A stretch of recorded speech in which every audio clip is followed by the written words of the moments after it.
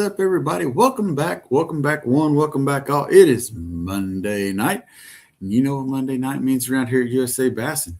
By golly, it's the Kayak Award Show. And we are back with results for the third straight week, getting ready to make it for a 4-week, a quad, if you will, as we get ready to go to Del Hollow. But we're not talking about Del Hollow. We are talking about Chickamauga tonight.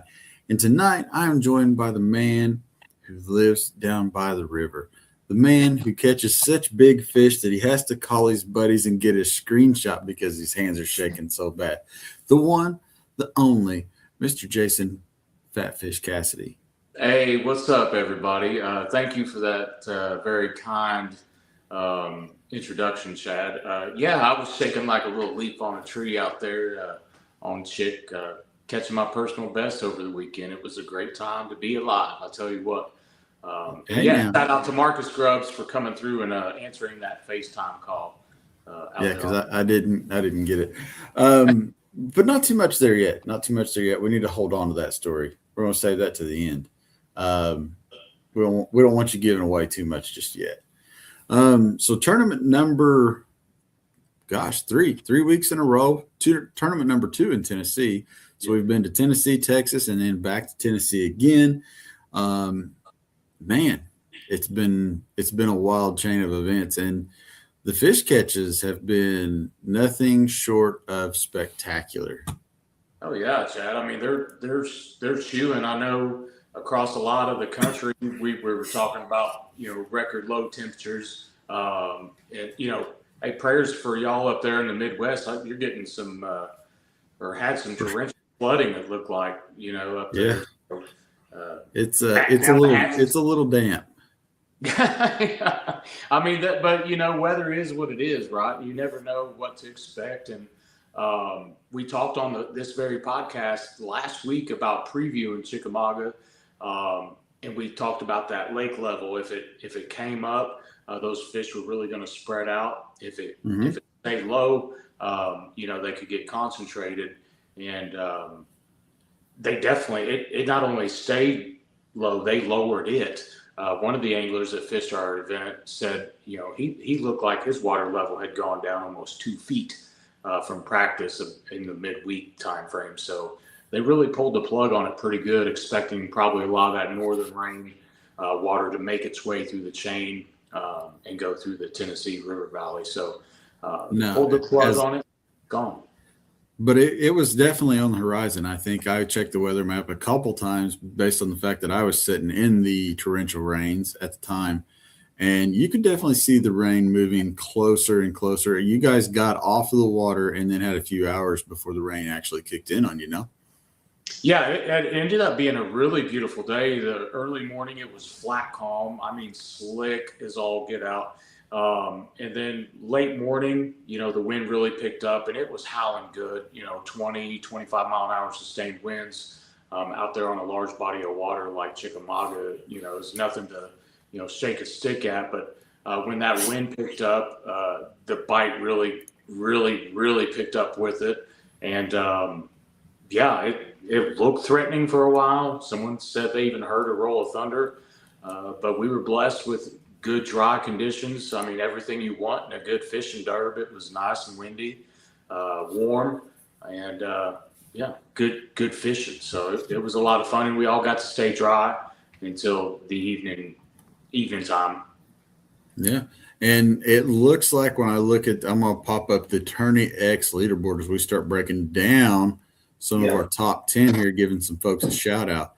So, man, everybody on the Tourney X leaderboard, the Bubba Tourney X leaderboard, we're going to call it, everybody caught a fish. Yeah, we had a couple down there that just caught singles and a couple doubles, but everybody on the leaderboard brought fish to the board, not to the scales. That's always good to see. I mean, no one likes to go to a fishing tournament and skunk. You know what I mean? It's never any fun. Whether you're fishing a tournament or you just go out fun fishing, no one likes a skunk. And to see each angler put one across the Bubba boards there on the Tourney X leaderboard is always a good sign of that you're in a quality fishery at a good time of year. And the fishing kind of like the first tournament. It was either you got on a pot of them or they were kind of hit and miss. So, well, yeah. let's start out here in 10th place. That was you. Yeah. We're not gonna divulge too much yet. You came to the Yeah. scale with 68.5 inches, but you also snuck in a little prize money to end the day. I'm not going to show it to anybody just yet. Unless you've been living under a rock, you've probably seen it.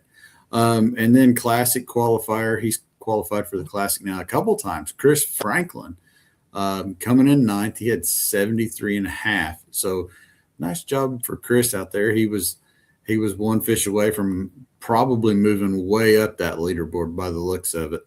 Mm-hmm. Yeah, for sure. And it's he had that fish a few different times. We got to meet up at the TVKA check-in and kind of go over some fish stories. And, that one or two or three or four that got away really seemed to bite a lot of anglers, myself and Chris included. So he would have made it interesting up there at the top of the leaderboard for sure. And sitting in 8th place, we had Mr. Jody Queen. Coming in with 75.5. So not a bad day there. Pretty much even all the way across the board, 15-inch average, just above a 15-inch average. So solid day for Jody Queen. And then a name that's pretty familiar in kayak fishing as well, Abby. And I'm not going to butcher Abby's last name because – Yeah, so there you've got that. So he had 75 and 3/4. He was anchored. He had a 19.5. So that's a good fish, man. Oh yeah, absolutely a nice fish. And the cool thing is Abby and Jody, teammates for the Team Kayak Series. I believe they might have won that tournament last week or 2 weeks ago down there in Florida. So it's kind of neat to see those guys, transition from a team format up to the USA Bassin individual format, obviously on similar game plans. If you look at their links there, that's good team, unison. They're working together and obviously had a pretty good game plan going into last week's event. Very good. Their finishes. 6th place, our 2023 USA Bassin Kayak Classic champion, none other than Chris Walters, sitting in 6th place. And Chris is showing up again, man. He's always up there in the leaderboard, always doing a great job. He was anchored with a 19. And he's a hammer, man. And again, he had a couple that he lost right there at his kayak that he could have called out. And made a little bit of movement on that Tourney X leaderboard as well. But yeah, Chris is a stick anywhere he goes, but especially on the TVA. And shout out to him and his boys at the Nuke. They keep the lights on for us here at the PB Lodge. So thank you. And then coming in 5th, you got to meet him on the last podcast that we had, was Jamie Sexton. And he caught the runner-up big fish with this beautiful 22-incher. Come on, Tourney X, let's load up. Look at that football right there, boys. Yeah, that's a big old pig. And, shout out to him. He had a little bit of trailer issues, at the end of the day. And, that 22-inch fish definitely helped soften the hurt feelings on the trailer, I'm sure. But yeah, shout out to him. And, I'm pretty sure if we go through and calculate everything out, he's going to be sitting pretty on your AOI points. He had a great finish, obviously, at Watts Bar. Another phenomenal finish here. So you get a couple top fives, and that's going to move you way up the AOI board for the Tennessee division. Folks, so he's one to keep an eye on, folks, as we move forward. He's a hammer. Well, and there again, when you look at his averages and you average out, you've got 14 and 3/4, 14 and, with that 16 and the 15, he's probably floating somewhere in a 15-inch average. But look at that 22. I mean, it makes all the difference on a place like Chickamauga. Being able to load up, get a full leaderboard, have a few good 15-inch fish in there, and then catch a hammer. It can change the day. Just put him 2 spots out of being in the money. Wow. Yeah, he was. I mean, really, just another good, solid kicker, and things get interesting fast. So yeah, for sure. 4th place, your 2024 USA Bassin Kayak Trail National Champion, Jordan Marshall. Old Marshall. Jordan Marshall was in the house. And I believe I can't see it, but I think he tied and lost a tiebreaker on a big bass. If I'm not mistaken, Chad, I don't have. Yes. So his big fish was 18, and he did tie with 3rd place angler as far as total inches, but it was decided by the big fish on the Tourney X leaderboard, and we'll meet that individual that stole the show from Jordan here just shortly. Talk about another angler that's creeping up in the points. Jordan, he fished the first one out and did decent, and now he's back with a solid finish here. So he's climbed up and accumulated a few points. These guys are catching up on you pretty quick with that 10th place finish, Mr. Cassidy. Yeah, and what's scary is, and what's put everybody across the country on alert. Jordan Marshall's making a run at another classic. Chris Walters making a run at another classic, and then you start, sneaking in some of these other names in here. That classic qualifying field is going to look pretty nasty, and you do something to make that and win that championship at the end of the year. I think it's really going to be a cherry on the top, if you will, for our sport of kayak fishing. The USA Classic has always been a phenomenal payout, but now you're going to have to beat the best in the country to get that payout, and that's just a testament to USA Bassin as an organization. Been around forever, and it's really starting to grow some legs here in the kayak space. So I'm really excited to see where it goes this year and beyond. It's looking really good so far. Yeah, it's not overwhelmingly sized crowds yet, but the crowds are getting big enough that the payouts are decent, and that's a good thing. So more anglers that show up, it's good, but yet you get to keep a little bit of that community feel with it being in the mid-sized area. So we're real happy with that, and especially the way Tennessee's taken off and started to grow this year. I think that's a testament to your hard work, number one. Down there in the beautiful state of Tennessee, and anglers, just looking for something that's a little bit different. Yeah, the anglers around here, they love to fish. They're good at what they do, and it's a pleasure to be able to work with these guys and gals, and put on a tournament for them to give them something to chase after on a national scene. A lot of people don't want to chase the tournaments all across the country to get to that big stage, but the USA Bassin, we provide that opportunity where they can fish local grassroots level stuff. Now, you might have some top end competition, right, to get there on a local level, but you can get there, without having to drive all across the country. You can qualify for that big event, the USA Bassin Classic on Lake Barkley at the end of the year. This October, it's going to be awesome. Yes, sir. So let's bust into the top 3 here. We've got we're going to introduce these folks and then bring them on stage. So in 3rd place we had Mark Davis. He come to the stage with a 19-inch fish as his tiebreaker, 82.5 inches to take home 3rd place and a little cash prize money. So we'll bring him on in just a second. We've got Eric Thompson in 2nd place with 85.5. His big fish was obviously an 18.5, but then we got Lance Green, top spot. He come to the table with a 19 3/4, a 19 and 18 1/4, an 18 and a 17 1/4. So he hammered him. He got out early.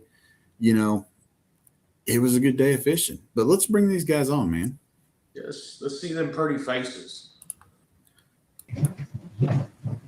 Mark Davis, man, say hello to everybody. Introduce yourself and tell everybody where you're from and what kind of kayak you're fishing out of, bud. All right. Well, thanks for having me on, guys. I really appreciate it. I'm from Warrior, Alabama. I've been kayak fishing for about, I guess it's 9 years. I got out of the bass boat and went into the kayak. And right now I'm fishing out of a native Titan 12X, 12.5X. And I love it. Super stable. So Nice. And without further ado, let's bring on our first place angler, Lance Green. Buddy, how are you, bud? Doing great. I'm actually up in Nashville at a conference. I know everybody says Green, but it's actually Garin. There's an E before R, but it happens. There you go, man. So tell everybody where you're from and what kind of kayak you fish out of, bud. Yeah, I'm fishing out of a Hobie 14. I actually from Harrison. I actually live about, 30 seconds from the second boat ramp that I put in on Saturday. So some local knowledge definitely helped out on the day. There you go. Jason, I'm going to let you lead into things here. Yeah, so I was just looking over the Tourney X leaderboard, and we'll kick it off with Mark Davis. And I was actually made aware earlier today that there's another Mark Davis that might fish a couple of derbs around the country. Any relation to that Mark Davis at all? No, but we fish the same. So that's about the only connection we got other than that. So, well, he might get your prize money because I did reach out to Mark Davis, a guy. I do have his PayPal information. So if anybody out there wants to make a donation to Mark Davis on the VPP, I can get you his PayPal connection. But I was looking at some of the timestamps now. We had spoke briefly at the check-in, but I didn't realize, tell me how your day kind of evolved, kind of break it down for the people, if you will. Did you come out the gates, double barrel bang bang, or was it a slow grinder for you? Okay. So, first thing in the morning, I got to my spot, and there were no kayaks on the water when I got to my first spot. There was one kayak at the ramp, which I thought was a little strange. I didn't have any practice time, so it was really a go in and fish history. So I sat in the spot that I normally start at, and the water was muddy. It was 60 degrees, and there were fish hitting everywhere. So I jumped out and started doing that thing. And after about 15 minutes of nothing, I left out of there because every bass boat and every other boat was headed out of the creek. So I decided I would run up the creek and run out to the main river. And I went out to the main river and hit my first couple of spots. And because the water was so low, where I normally, hook up with some fish, there wasn't anything there. So I continued to move all the way up, and I guess I went up about 4 miles, and there was nothing. And I got to about 4.5 miles, and I finally hooked up with a fish, and that's about 9 o'clock. Okay. And then I got a second bite about maybe 10 minutes later, and then for the next 45 minutes, nothing. So I was like, this is not going to cut it. I can't do that. So I was like, there's some rock on the other side of the river where I've never fished. So I took off over towards it. And it was a slow day until I think it was 10:30, 10:45 when I finally got over there, and I found a little spot about 100 yards, and I continued to fish that all day long. I lost several big fish during that time span, but I ended up doing really well. And I was really trying to catch that last, the kicker, and I finally caught that 19-inch kicker at 258. So I show it uploaded at 2:59. yeah, I mean, I got it and I laid it on the board as quick as I could. I was petting that fish and sweet talking her, going, "Please lay still, don't move, don't jump."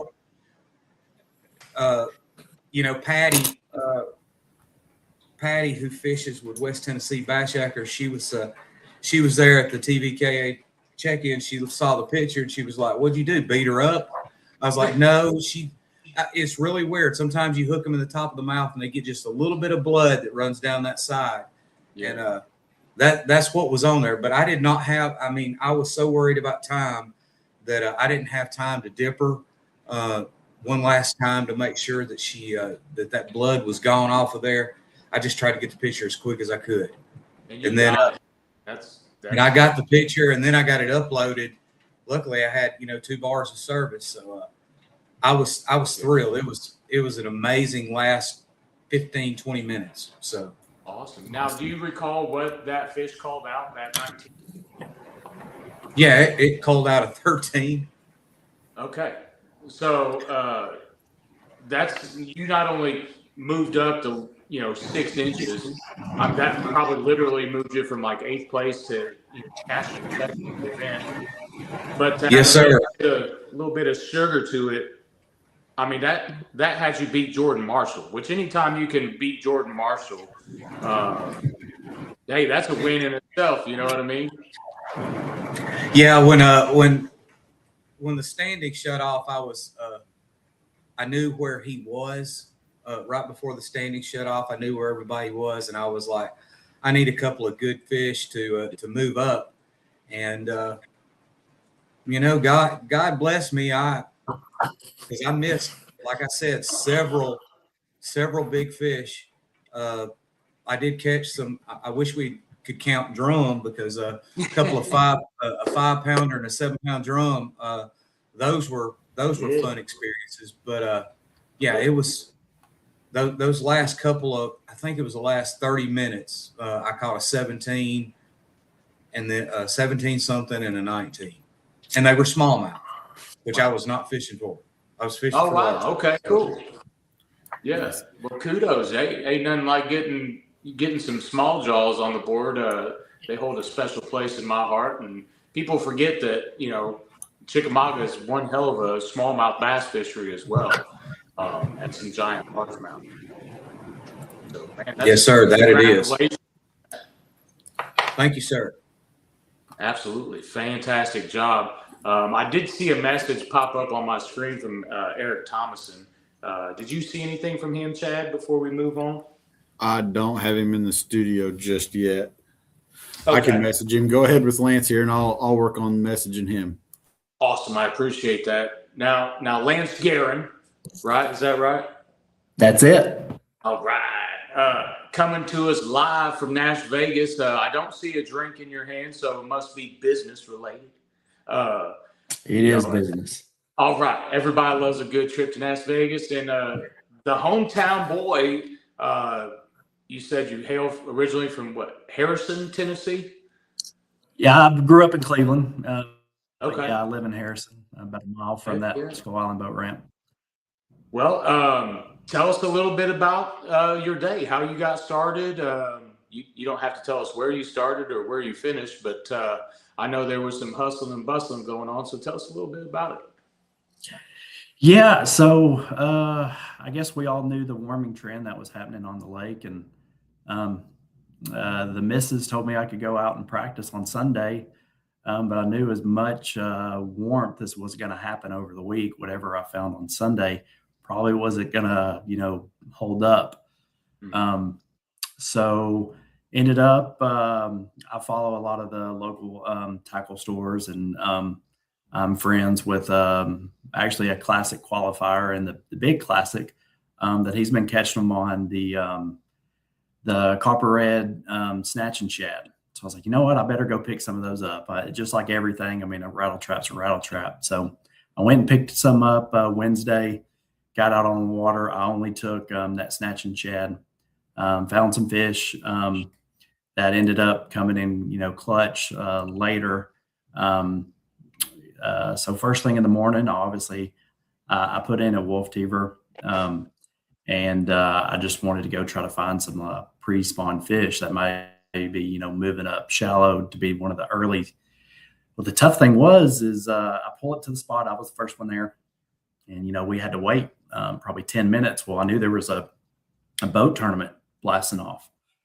And sure enough, here comes a boat sitting right, they were probably 100 yards, but they kept outling in. And I was like, this is killing me. I can't do anything. Obviously had scope in the water, looking around, seeing, what was going on out deeper. And then they made a beeline for the mouth of the pocket that I wanted to fish, but I didn't want to get too close and spook. So I just kind of went up and power pulled down, which came in very handy, later on in the day when those winds got where they were. And I don't know if y'all dived into the deep dive app, but it came in, handy because I got out there the day before the tournament just to check on those fish around Skull Island. Ended up probably messing myself up because I ended up catching a 25-incher. I mean, just a hoss. It wasn't a 10-pounder, but it was a 7-pounder and a 10-pounder's body. Right. So I ended up using that. I stored that away for later. I was on the fence of, do I start there or do I, come back to there, because it felt like those fish were keyed in on that bar that the wind was pushing all the bait up on. And so go to my primary spot. Once, 7 o'clock hit, I caught, 2 pretty quick. And it was funny. The one of the fish, in the morning, especially on a rattle trap, you're trying to take that photo, and I wasn't a good steward of making sure where my hand placement was. And I actually submitted a fish that was 14 1/4. When I saw, I think it was Marshall had actually jumped me when he submitted his 4th fish, my 3. So it actually got denied. But I started on the starting spot. I lost some key fish on the spot. But I ended up catching, I think, that 19 3/4 and the 19 1/2 within 3 minutes of each other. Lost another 19 in between those two. Just didn't do a good job at the net. And then I ended up going out and scoping one after, I guess, I pushed them out of the mouth of the pocket. And then, as we all know, the wind got up. So I made probably a mile trek back to the ramp. And I don't know, I'm maybe one of the few that is okay with losing some fishing time by putting the boat back on the trailer and moving to another spot. And I got to the ramp at Skull Island at about 11:15 and made my trek. I made it probably the 100-yard stretch, didn't get a bite. And I was like, dang, it's not going to be fun. I've been in this position before where I've only, weighed in 4 fish, and I needed that 5th fish. And the 4th one was going to it got denied. So I was like, I'm sitting on 3, which is good on the 3-fish tournament. But for a 5-fish tournament, you really need those other 5 bites. So when I made it to the exact waypoint where that 25-incher was, I caught one. I think it was maybe 16, but at least I got that monkey off my back that, you know what, there's still fish here. And I was worried about taking a video, and I looked to my left, and these fish were in like 18 inches of water. There's probably 1-foot rollers breaking on it. A summertime school, fury breaks out. And by that time, because when the wind is in your face and those power poles on a kayak, it wants to flip you 180. Right. So I ended up, it blew me up onto the flat, and I had my scope down. So it was getting banged up. My motor was getting banged up, and I'm sitting here looking at all these fish, and I can't make a cast because I'm worried about the boat. So I ended up fixing that cluster, and I got upwind, power pulled down. I was actually casting to the side, and I don't know how many fish I caught between probably noon and 1 o'clock, but it was cast after cast on that snatch and shad, and they probably would have bit anything. But it was pretty fun time on the water. But then I had to wait I saw your 23-incher get posted. I was like, he doesn't like much. He only needs a couple more keepers, and yeah, he'll have it in the bag. But just kept fishing around and tried to look for other stuff and couldn't find anything. But yeah, it's a fun day when they're knocking slack in a rattle trap. So absolutely, yeah, you definitely laid the hammer down, and yeah, those demons will definitely start talking to you in the back of your head when it's that first fish and the last fish, your limit fish, be it in a 3-fish or 5-fish tournament, that always seem to be the hardest ones to get. yeah, But kudos to you for making, stepping out of the comfort zone, because you're right. It's definitely, going from Wolf Teever to Skull Island. It's not super far, but you got to load up your boat, all your equipment, get it on a trailer or the back of your truck, and get up to that next spot, then unload it. I mean, it takes a little bit of time, and it's a big bullet to bite sometimes. So kudos to you for making that move. Obviously, it was a move that paid off, and got you the W out there on Lake Chickamauga. yeah, it was. I've done it before. I've probably lost an hour of fishing before by moving spots, but I think at the back of our mind, we always go with what we know, and you never know how the conditions. But yeah, that deep dot VAP, it's pretty cool. It lets you know what wind, which direction. You can look hour by hour. I wish it had a better, I wish the water temp, but obviously they would have to have markers out there and have to actually, but knowing that wind direction, how it's going to be playing. But yeah, I was able to power pole down and just sit there and fish. And yeah, I didn't lose any on that spot. I wish the 25-incher was still home, but you got to have the 20. You got to have the big bass. I lost big bass on both of them, but 19 3/4 never going to stand up this time of year. You got to have a 20 plus. Yeah, those big ones, but you always have the memory of the 25 that happened. Yeah, just a short time before. I mean, that's an incredible kayak fish. You know what I mean? That's over 2 foot long. When you start measuring in feet, bruh. Yeah. First world problems. For sure. And now when I saw because I was actually, my buddy had a tournament on Watts Bar the next day. And I was FaceTiming him, and his little boy was on there, and I was hoping to catch I think I caught a little one. So that's why I was on. And then, the next cast, I was like, I've got a 10. He was like, no way. And sure enough, I pulled it up and let him see it. And obviously with FaceTime, I didn't take any. So I got a memory from that, but I didn't take any photos or nothing, but it's all good. But yeah, snatching shad and in less than 2 foot of water. And I guess, I knew the waves were, muddying it up, but I think it was just the vibration. It was a rattling rattle trap. It wasn't a silent or anything, but yeah. Yeah, it sounded like that was a ticket for several anglers out there on the lake, listening to, some post-game breakdown. There was a lot of trapping going on, and I definitely kicked myself in the booty several times because for whatever reason, I didn't decide to throw that. I threw everything but the kitchen sink, so I thought, but I forgot to look in the pantry and grab me a rattle trap. So, hey, it is what it is, but you figured it out. You got the 100 points. You got the big check. You have plans on fishing one or two more and making a run at the Classic this year. For sure.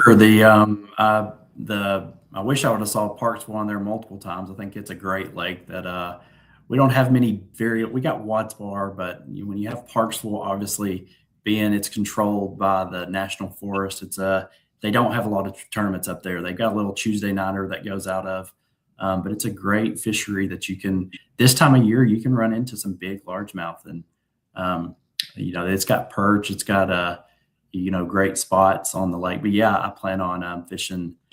It's tough, when we've got like 4 tournaments going on at one time. It's tough to enter them all. So it's a bunch of dough you're throwing out there, and then like this one, it makes it nice when 2 of them are, I guess, weighing in at the same location or meeting up. It's always fun. What the nicest part of that tournament was, I was able to take the kayak out, take it home, take a shower, because I was literally 30 seconds from home. Do all that, let the dogs out. I got all my gear unloaded, change clothes. I was like, somebody's going to get suspicious because they're going to be like, man, you're clean versus everybody else. But yeah, I was able to, and then make the trip up to Dayton. Real deal. They're great. Got a bunch of lures that are sometimes hard to find. Michael Neal carries a bunch of swim baits and a bunch of Japanese baits that are most places just don't have the room to carry. So it's always a good place to stop. Definitely a killer shop up there in Dayton, Tennessee. So if you're in the area, stop by. And they ship all over the U.S. too. So worldwide. Give Real Deal a shout. They'll ship it to your house. But yeah, so I mean, Mark Davis, I'll ask you the same question. You gonna make a run at Lake Barkley this fall? Oh yes, sir. Yeah, considering Watts Bar, I was in 4th and finished in 3rd in this one. I think I need one more to get across that line. Another good finish. Looking at the schedule, I definitely will be at Chickamauga again, the one in June. Okay. And then Nickajack's coming up. So, I'm going to hit that one too. 2 weeks. Definitely. 2 weeks. We'll be on Nickajack. And the crazy fest that will be on Chickamauga, when we come back to Chickamauga, there'll be, I don't know how many tournaments going on at the same time, but you'll be able to put some money out, but you're going to get a lot of money back. So I think there'll be 5. Okay, it'll be a good TIME. I guarantee you that there'll be a lot of money getting thrown around. So a lot of fun. A lot of our brothers and sisters from across the country in the kayak world will be descending right here on Lake Chickamauga. It's going to be awesome. But 2 weeks, we'll be back with the Tennessee division. We're working our way down the TVA chain, Chad. We started at Watts Bar. We're on Chick this past week, and now we're going to go to Nickajack, home of the 2025 Jackson Kayak Classic down there on Nickajack. So we'll be there on the 21st to see how many of our anglers qualify and get those 250 plus points and stamp their ticket Classic. There's a quick look at the upcoming events for the Tennessee division. I saw somebody's question in the chat that asked other than well, Berto, let's pop that back up here. So other than the rattle trap, would you like to share what other techniques you used and how you managed to keep control of your mind? Yeah, so I had planned on, I wasn't sure on the scope. I've got a sniper pole with a Garmin LVS 34. I did catch, I think it was my 3rd largest fish. I caught it on a 4-inch Yakamata shad, just in the shad color. It's tough these times. You don't know with the crappie spawn and drum. During that Watts Bar practice, I went up to Watts Creek, I think on the Monday before, and I caught 25 fish, and 23 of them were drum, and 2 of them were catfish. Didn't even boat a bass. But yeah, I mean, I was using scope, even though those fish were in sub 3 foot of water. I was still trying to key in, look around for bait, and if I saw bait, I just tried to throw in that general area.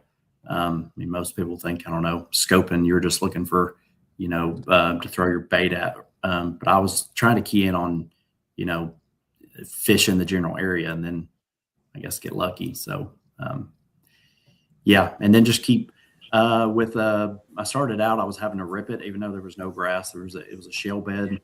I think I got lazy and I was just, burning it in, but then you get a couple bites, what, this is much easier just burning the trap versus, ripping it and getting that reaction bite. But I was just burning it in, and I guess there was enough shells down there to keep it knocking. But I practiced. I tried to throw a jerk bait. I tried to throw a square bill. I practiced in Chester Frost, and I think it just gets hit so hard this time of year. I stayed on one stretch for probably 150 yards, and I only caught 2 fish. So I abandoned that pattern and just went to previous knowledge. Now, what do you guys think? Obviously, we got a big tournament coming up there for the Bassmaster guys here this weekend. What do you think the lake's going to be doing? I think it'll be one on Nick and Jack. That's my guess.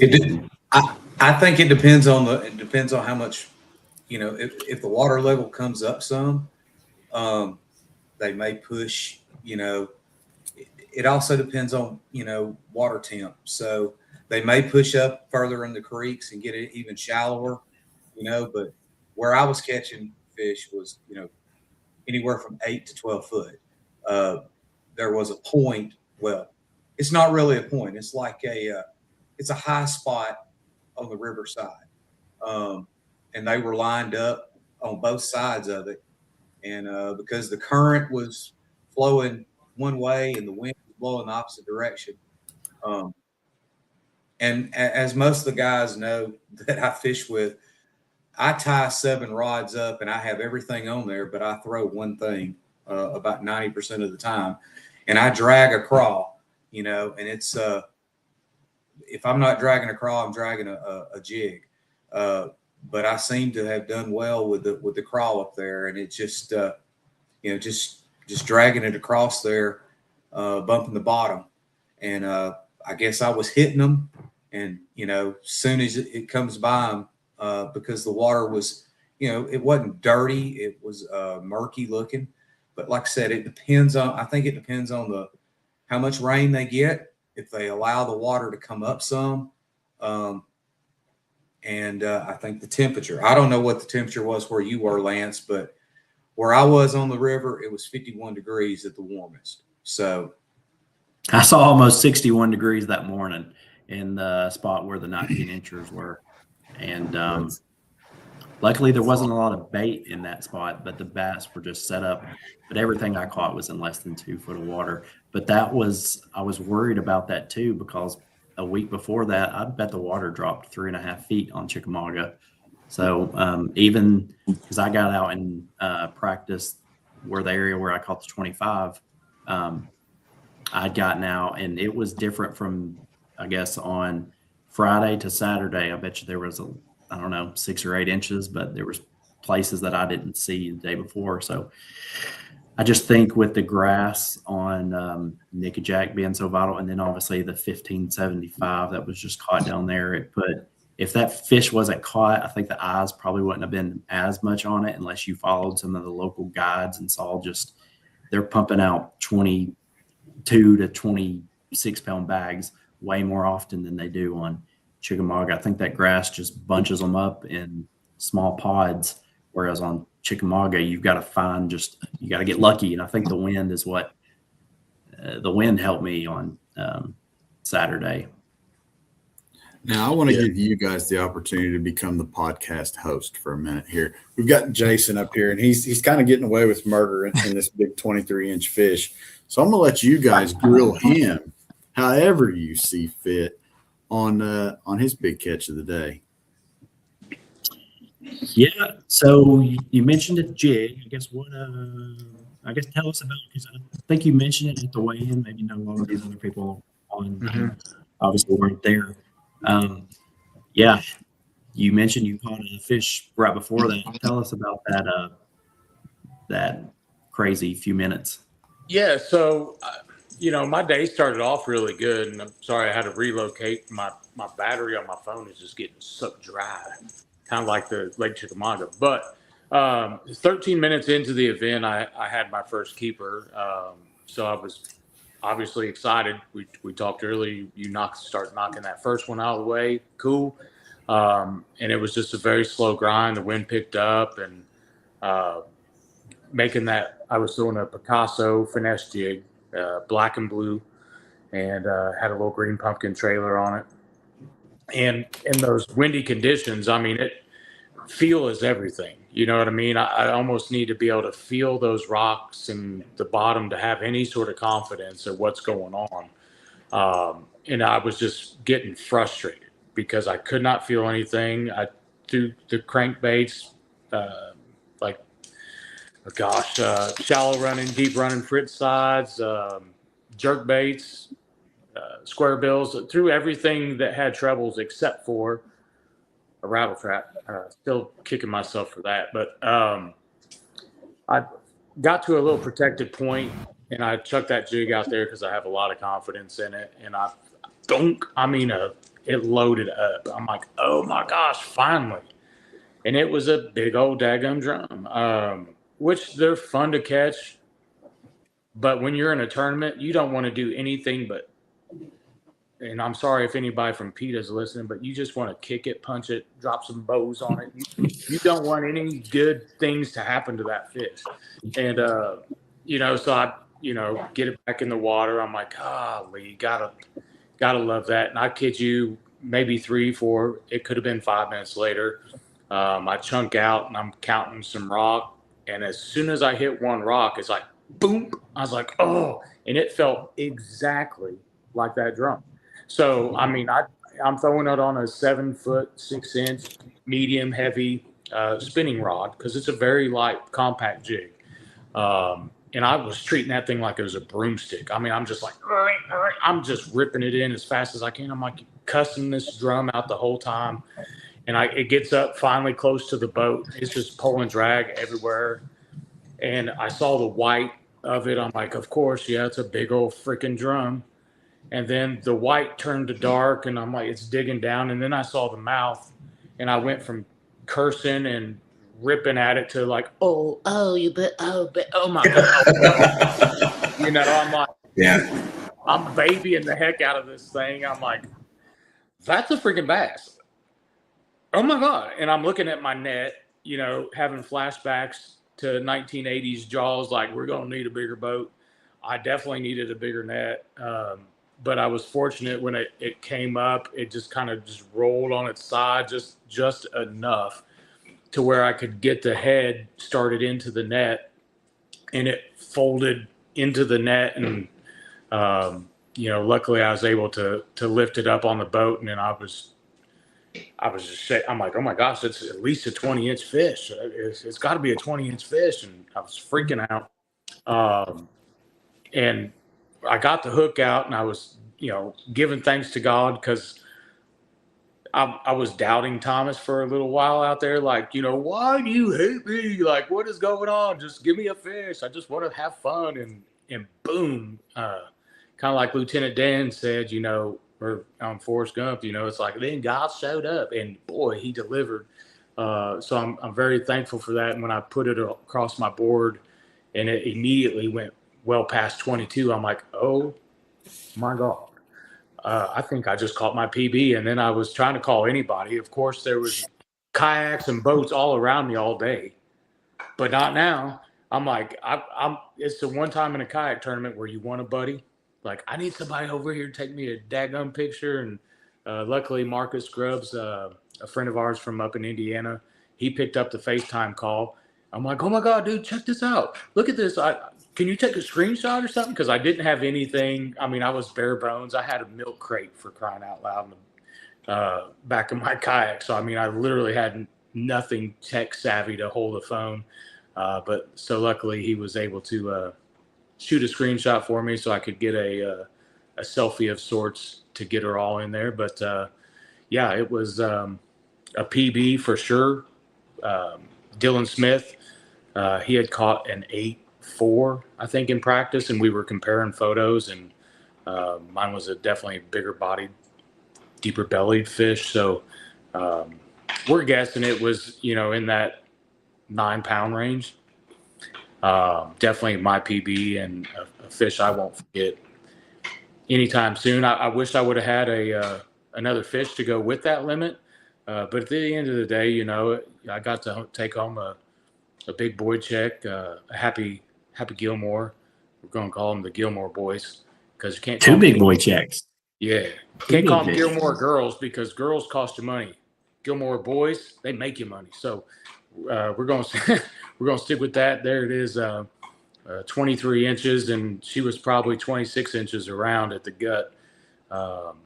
Definitely just a beautiful, healthy fish. Did not have a blemish on her. She was just gorgeous. So I'm showing her off like she's my third grandchild to just about everybody that'll take 5 seconds to listen. and look at a picture. But yeah, it's How deep was it? that was about 6.5 foot where my line was casted into. It was a channel swing. There was a large flat area, and there's just like a little divot in the bank. If you didn't know any better, you would think it was 2.5 foot straight across, but a little secondary channel cuts through there, and there was some brush down there. I don't know if they were just stacking up on that brush because there's a lot of fish I could see on my forward-facing sonar unit, and it's like, oh, there's fish down there.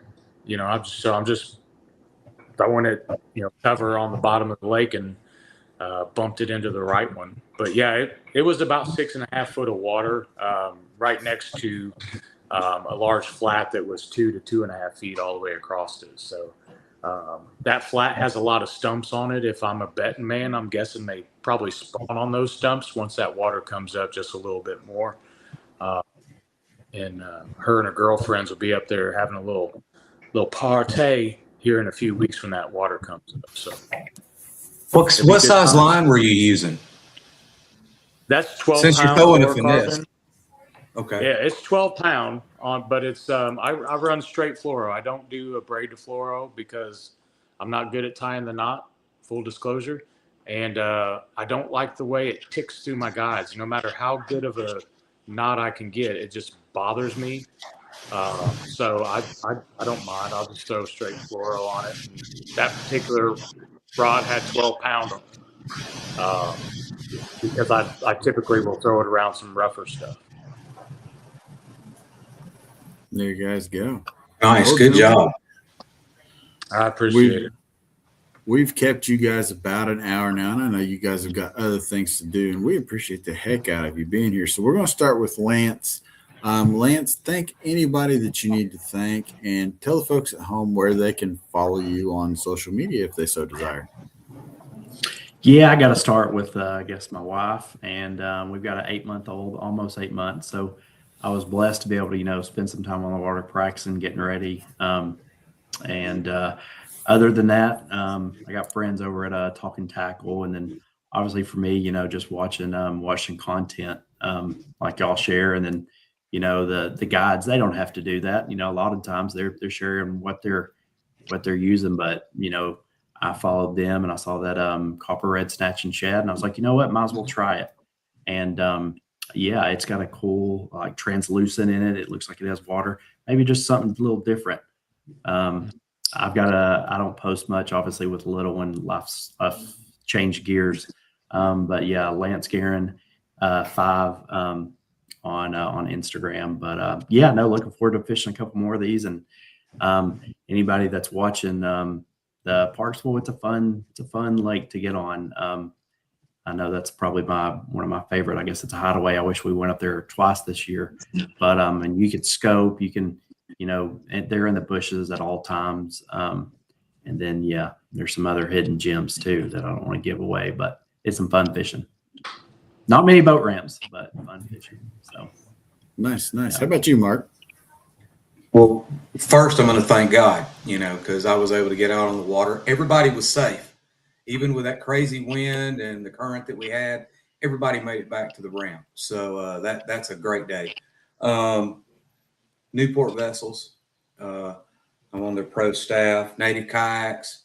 I'm not sponsored by Ducket Rods or Disgruntled Baits, but I'll tell you what, if you want a speed craw that lasts a little bit longer, get with John.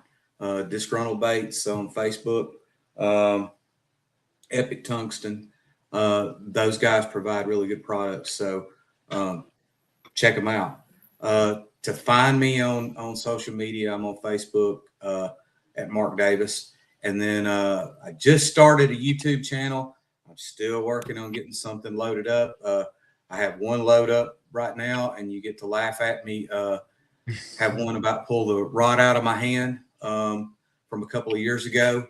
But you can find that at Mad Bass Kayak Fishing.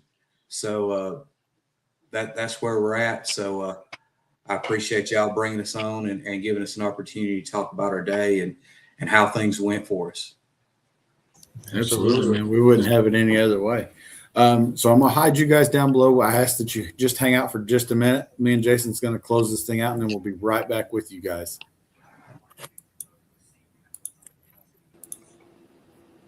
There we go. Yeah. Yeah, man. I love hearing the stories. I love hearing how these guys caught them. Another good group of dudes with another giving out quality information to guys and gals that may be watching that want to learn some things through the USA Bassin Kayak Awards show. Can't ask for more than that, man. No, I mean, you really can't. And quick shout out to Eric Thomason. Yes. He's a stick around these parts. Looks like we had a little disconnect trying to connect up. Yep. But I guarantee you it won't be his last opportunity at the USA Bassin Awards podcast show. He's a hammer out here in Tennessee and likewise wherever he goes. But yeah, it's always fantastic to hear these guys, give glory to God and their wives, doing things in the proper order.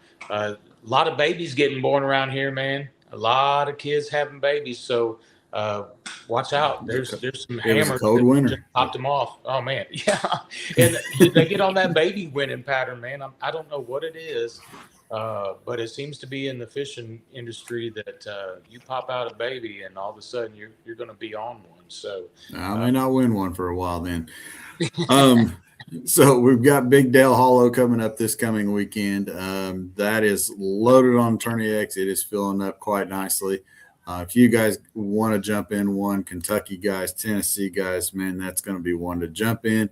It's a good opportunity. You don't have to fish your division. You can division hop all you want to. So if you Tennessee guys want to jump in, fish Dale Hollow, you are more than welcome to. It's going to be a good event. 50 either way you slice it. You get 2 tournaments in Tennessee, one in Kentucky, or one in Texas, one in New York, and one in Maryland. They all count to the cumulative total. So anywhere where we're at, those points count towards the total to qualify for the Classic. And to be honest with you, I mean, these guys can fish. This one have 3 done in Tennessee in just a few short weeks. Really. Yeah. You could be wrapped up in Tennessee, and if you really wanted to, then you could shift your focus to north of the border, and you guys got some hammer holes you're going to up there in Kentucky, so you could turn your focus right to Kentucky and never division skip titles. Yeah, division titles. Go take everybody's money all across the country. Yep, those division titles will get you entered into the Tournament of Champions, which is a free tournament. We're looking forward to that again this year. It runs right alongside the Classic. But division champions and big bass champions from each division will be invited to the Tournament of Champions side pot. So looking forward to that and get qualified. Yes. We'll want to see each Classic.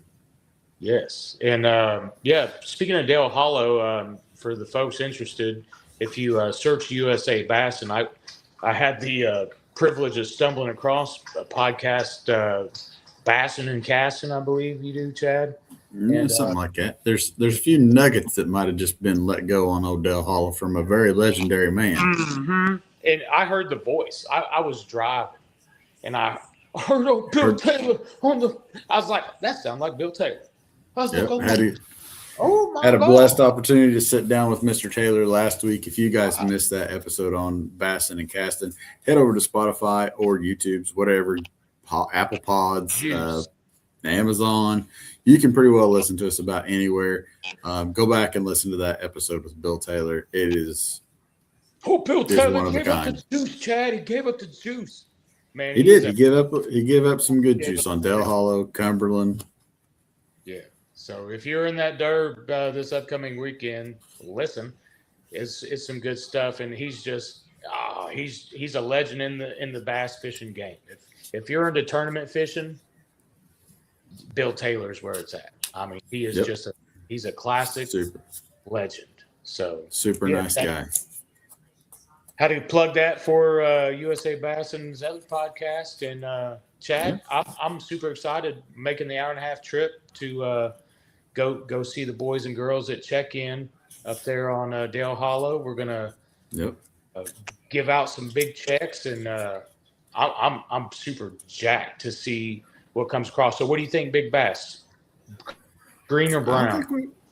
No, I think it'll be green. Ooh, okay. Kentucky or It- Tennessee? I think man, it's tough to say. It's honestly tough to say what it's going to be. I don't know. It'll be green or brown. I can tell you that. There's going to be some There the it way is, that folks. the area, the way that things have been fishing down south, man. It's honest to goodness hard to say right now. But I bet it's going to be some aggressive fishing. I bet our guys in the judges panel are going to be busy all day long. Yes, they will. And Keep our judges busy, guys. Keep our judges busy. I think it's going to be a slugfest. The doc talk, the chatter is that Dale Hollow has been showing out, and the trend will continue to only get better. So look forward to some huge links coming across the Bubba boards, and it's going to be awesome. I'm really looking forward to it. All right, guys. Well, we will see you guys a week from today. We'll be back here at Monday night at 8 p.m. We've moved the time up a little bit with daylight savings time. We can let everybody have a little bit more daylight and enjoy a little bit more sunshine. So we will see you guys here soon. And until then, get out there and go fishing.